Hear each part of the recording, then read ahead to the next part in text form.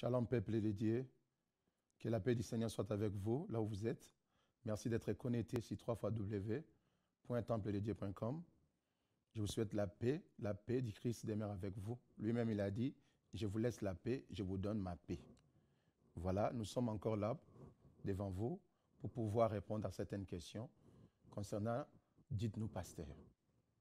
Oui, vous avez constaté que pendant quelque temps, votre serviteur, le prophète Issasso, que je suis, passe à la radio chaque jeudi de 11h du soir à minuit pour vous parler sur les crépuscules de Dieu. Alors, une sœur m'a posé la question de savoir, mais prophète, pourquoi vous parlez des crépuscules de Dieu? Je n'ai jamais vu ces mots dans la Bible. Est-ce que vous avez un verset biblique pour justifier ou qui peut être un support par rapport à votre message sur les crépuscules de Dieu? C'est quoi en fait ces crépuscules de Dieu là? Qu'est-ce que ça peut nous apporter en tant que chrétiens dans ces temps? Qu'est-ce que ça peut changer dans ma vie?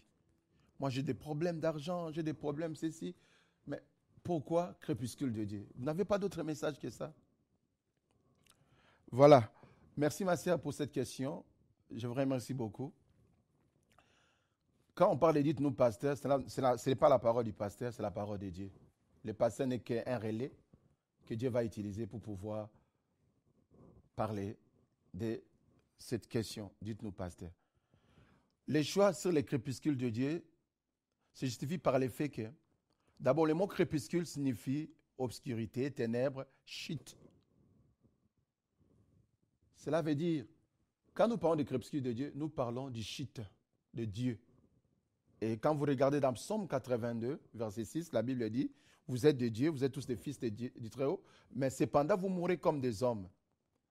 Et si vous allez dans l'évangile de Saint Jean, chapitre 10, où Jésus est en train de dire que n'est-il pas écrit dans votre parole, ceux qui reçoivent la parole de Dieu sont de Dieu.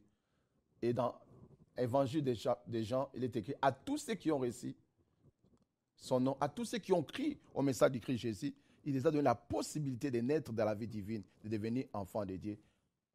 Voilà pourquoi les crépuscules de Dieu signifient la chute, l'abandon de la foi. Donc nous verrons ça dans 1 Timothée, chapitre 4. Je vais lire à partir du premier verset.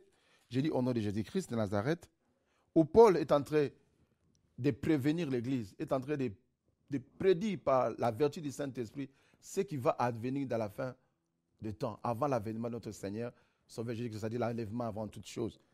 Mais l'Esprit dit expressement que dans les derniers temps, quelques-uns abandonneront la foi pour s'attacher à des esprits séducteurs et à des doctrines des démons. Cela veut dire l'abandon de la foi, ce qui veut dire l'apostasie.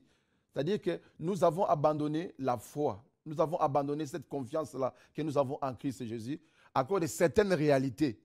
Et nous nous sommes allés s'attacher à des doctrines des démons. Donc le but de cela, c'est de te réveiller, de t'interpeller, afin que tu puisses revenir à Dieu, afin que tu puisses avoir la lumière, être éclairé pour faire la différence entre le message du Seigneur et le message des démons. Parce que j'ai expliqué, par la grâce de Dieu, que l'exemple le plus frappant, le plus parlant, c'est celui des jardins d'Éden. Adam et Ève, c'était un couple innocent. Un couple qui ignorait la présence des forces du mal autour d'eux. Et nous avons vu que le diable, l'ennemi de nos âmes, a pris quelque chose qui parle de Dieu. Il prend toujours quelque chose sous couvert de nom de Dieu pour induire les gens en erreur. Donc je parle de la séduction au travers de ces crépuscules. Et il a dit à Ève que vous serez semblable à Dieu. Mais c'est qu'il a oublié de dire que vous serez semblable aux démons. La Bible dit que tout le monde est esclave de celui qui l'a trompé de lui. Et au lieu de devenir des dieux, ils sont devenus des démons. Nous avons vu que par quelque chose, quand on voit les motivations de l'ennemi de nos âmes, elles ne sont pas mauvaises à première vie. Mais en réalité, c'était dans le but de faire tomber Ève.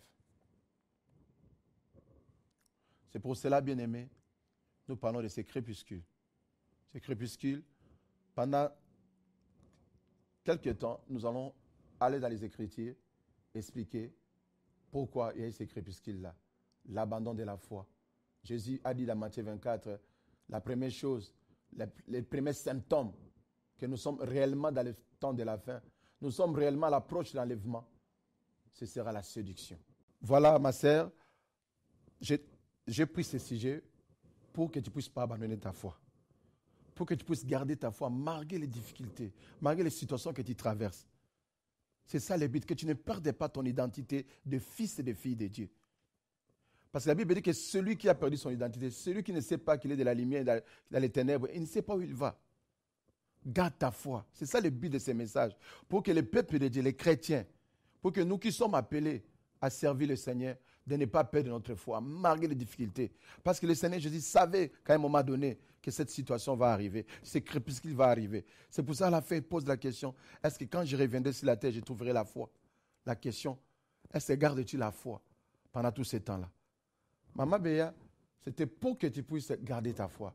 Tu ne puisses pas te détourner du Seigneur. Tu puisses être toujours ancré dans sa parole.